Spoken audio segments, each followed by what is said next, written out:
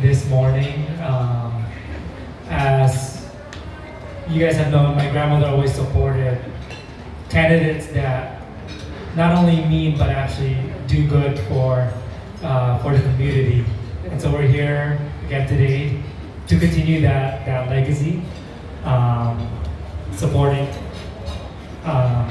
hopefully soon to be Senator Abalos.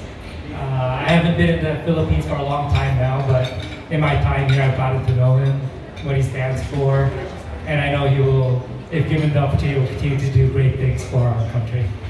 Thank you. That explains the accent.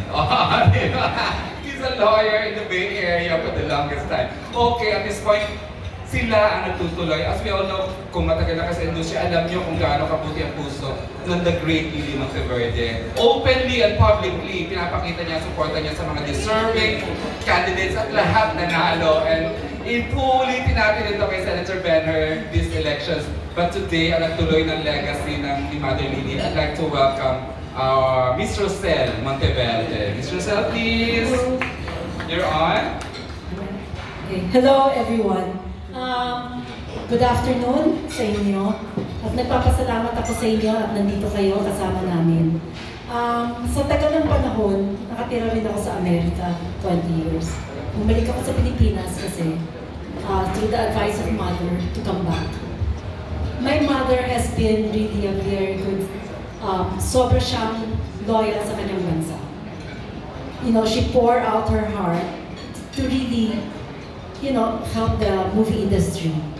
At the same time, mahal na mahal niya yung kanyang bansa, kaya nandito kami, every time na may election, gano'n, tumutulong talaga kami sa mga deserving candidates. At ito ako ngayon, umaga, hindi lang ako nagre-represent sa akin, pati sa buong bansa, na kailangan talaga natin na mag-isip ng mabuti kung sinong bobotohin. Ang taong nasa puso na tumulong sa buong bansa, kasi I'm sure lahat tayo, marami na rin tikon sa mga nangyayari ngayon.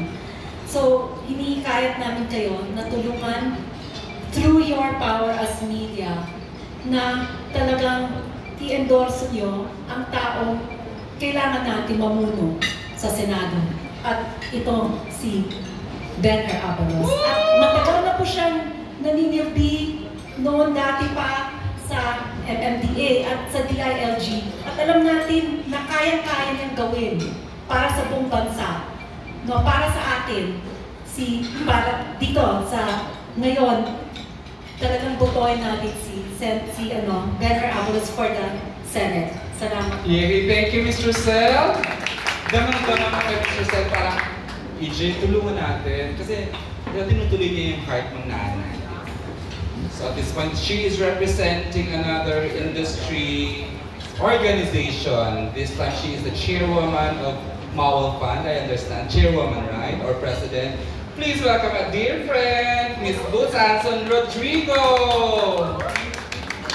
Magandang hapon po sa ating mga kapatid sa industriya. Of course, magandang hapon po sa ating honoree ngayon. At ang mga namumuno ng Liga na nag-sponsor po nito and took the courage to invite all of us in the industry. I'm here in two capacities.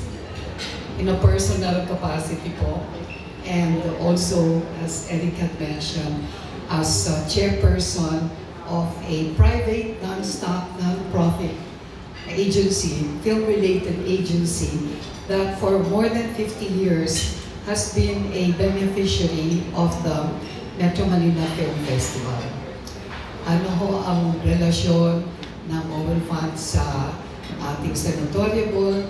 Matagal po siyang namahala ng MMDA under whose aegis MMFF fell. But before that, I'm getting ahead of my story. Let me tell you why I'm here in a personal capacity. Ako po ay na-request na mag-endorse ng mga ating pong mga kandidato. But this is the first time that I am personally endorsing a candidate. Wow. Kasi naniniwala po ako sa kanya dahil nakita ko po kung paano siya magtrabaho.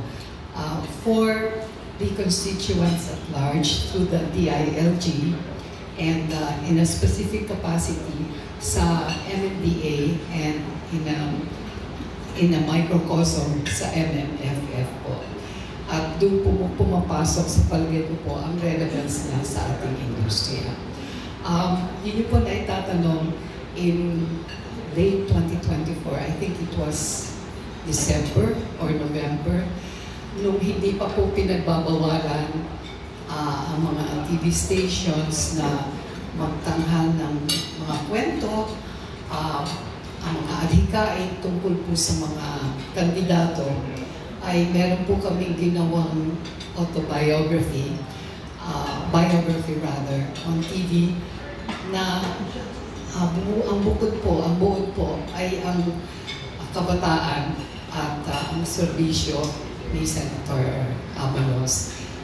Going through the script, going through the rehearsals, going through the studies conducted by the network, the research, doon po parang na-affirm yung pong aking paniwala sa kanya, because that script was all about how he grew up and how he had served. At hindi nyo rin po natatanong, malaki din po ang paghanga ko sa kanyang mga magulang. Actually, ilang beses na ho kami nag-anak sa kasal ni Ben Sr. at ng nasirang mother ko niya. And sabi nga po nila, the apple doesn't fall far from the tree. Kung anong puno, siyang bunga. At napakaganda po ng track record ng kanyang magulang at ang pagpapalaki po sa kanya.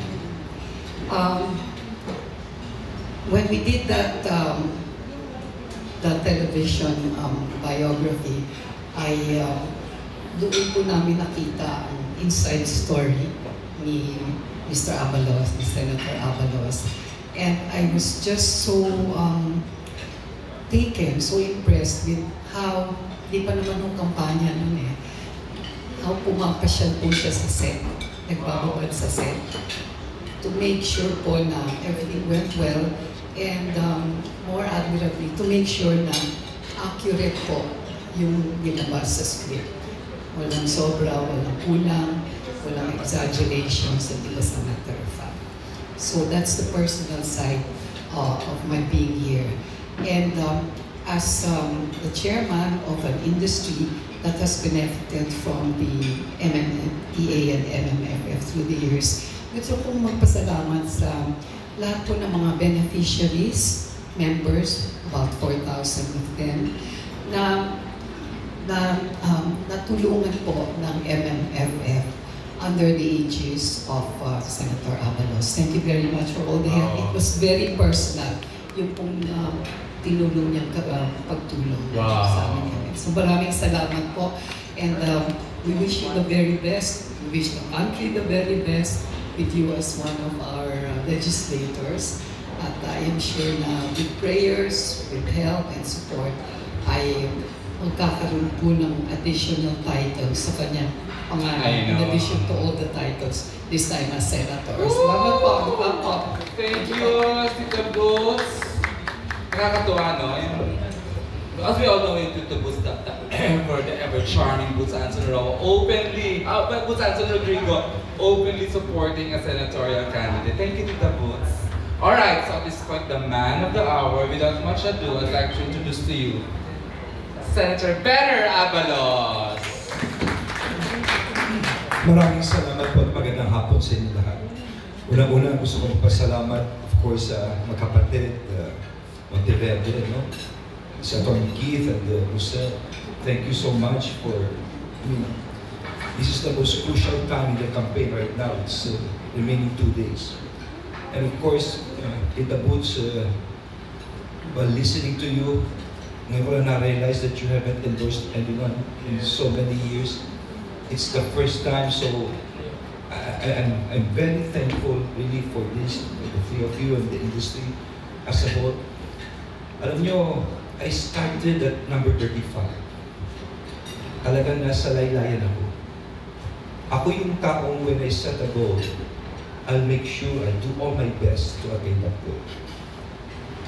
Habang dumadaan ang taon, naging number, ang 1, naging number 30, 25, 20. In fact, kung minsan may mga tanong na, alam mo na, tatama ka rin dahil tatanungin ka, kulelat ka naman ba't ka pa tumatakbo? May mga tanong, tanong. Hindi mo maiwasan yun. But then as long as you believe in yourself, paniwala yun. As long as you believe in the goals that you've set in your mind, that has been my life story ever since. And now is the crucial 2 weeks to go. In the last 2 or 3 weeks, I got endorsement from Senate President Franklin Drilon.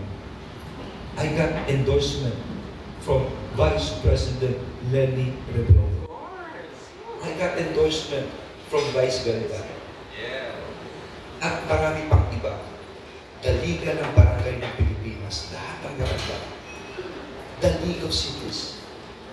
ULAP, the Union of Local Authorities. What is ULAP? ULAP is composed of the League of Governors, Vice Governors, Councilors, Provincial Board Members, Mayors, hanggang Barangay Captain and SK. At kaliwat kanan. So, this is the last 3 days at lumabas ang SWS kahapon. Ang headline niya is that of all the candidates, I'm the only one who had a plus 6% increase. So we're there.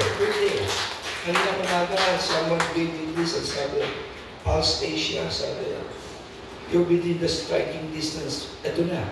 Ang bigano black machinery you're in. Coming from no less than Mr. Holmes. And all of these are really, sabi nila, doon mo makikita ang tunay na kaibigan. Hindi yung titulo ka sa taas, kundi ka inakambak baba. Andiyan ang kaibigan mo. And thank you for this. I've been working with the film industry for so many years now. Kaya kami siguro naging close na kita po during COVID, mga baku-baku na nung araw. And during the film fest, even the first one in the US, malalino, makakasama po tayo. No? And this one, it's not anymore a promise kasi nagawa ko na Nagawa ko na yung advocacy ko for you because one day I would like to see our film industry go up with government subsidy. That's the only way. Alam niyo ba't ako naging close sa kanila? Isipin mo COVID, nagpo-produce ng pelikula. Sino manonood ng pelikula ng COVID sa Ado Sinihan? It's all for the love and passion of the industry. So we should recognize that. And government should set in. Let's see other countries how they're doing it. Actually, nasabi ko rin ito kay First Lady, and that's when nagkaroon ng grupong gano'n. No? But with the Senate, eto na. And this is what I assure you. What we've done before, I will make it into a reality. We will look into these issues lahat and try to make laws out of this. No? I'm very methodical about these things. My record will speak for myself. When I was mayor, talahiban lang kami, but we became known as the economic tiger city of the Philippines, awarded by Malacanang. We were #1 in persons with disability programs, awarded by Joseph Estrada in Malacanang. Apolinario Aquino. We were #1 in English child-friendly, awarded by Benigno Aquino Jr. We were #1 in nutrition. #1 in business-friendly, awarded by no less than the Chamber of Commerce. And also with reference to our children with special needs, ADHD, autism, especially the poorest of the poor, hindi lang po sa Pilipinas. Nagtayo ang school for them. Nilapang ko sa United Nations. Out of 100 countries, ito ang nanalong United Nations Public Service Award. Project Teach, Therapy, Education, Assimilation of Children with Handicap. All of this experience I will bring before the halls of the Senate. And I have more. My dear friends, hindi ko na po pagkakahabaan just for you to be here. One thing to do, 3 days, whatever happens, I really do not know, but what is important in everything that you do, you just give your best and leave everything to our Lord. Maraming salamat po. Alright! Congratulations na po.